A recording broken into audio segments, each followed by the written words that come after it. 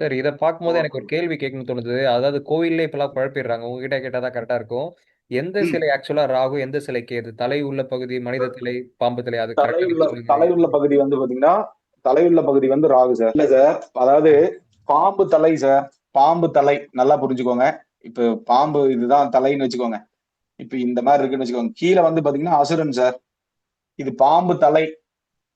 புரியுதுங்களா? ஒரு பாம்பு தலை அப்படிங்கிறது பாய்ச்சல் இருக்குமா இருக்காதா?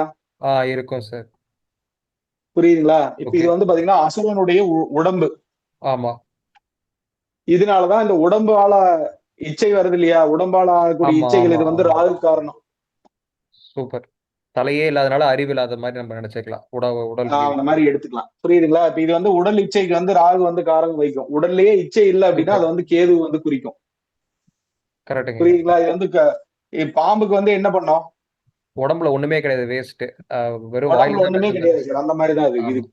நெறைய பேருக்கு இந்த சூப்பர். விளக்கங்கள் தெரியாம இருக்கும். அதனால தான் அது உங்கள கேட்டா கரெக்ட்டா இருக்கும் தான் உங்கள கேட்டேன். தயங்கி ஓகே, தயங்கி ஓகே. கேட்டேன். ஏன்னா இல்ல கிளாஸ் முடிய எடுத்துக்கோ. டைம் ஆச்சா அதுதான். Okay, okay. பரவால்ல, பரவால்ல. இத பத்தி பரவால்ல. ஏன்னா தெரிஞ்சுக்கணும். கோவில்லயே மாத்தி மாத்தி ட்ரெஸ் போட்டு குழப்பிடுறாங்க. இல்ல பேர் சார். போட்டு அது அந்த மாரி பண்றாங்க சார். அந்த மாரி ரொம்ப பண்றாங்க. அது கொடுமையா இருக்கு. இருக்கு. அவங்க அந்த மூல நூல்ல ஒரு சில மூல நூல்லலாம் குழப்பி கூட குடுத்து வச்சிருக்காங்க. பட் என்னன்னா, இது வந்து பாத்தீங்கன்னா பாம்பு. இது வந்து உடம்பு ரீதியா இருக்கிறது. வால் வந்து பாத்தீங்கன்னா கேது. வால் பகுதி அப்படிங்கிறது வந்து கேது.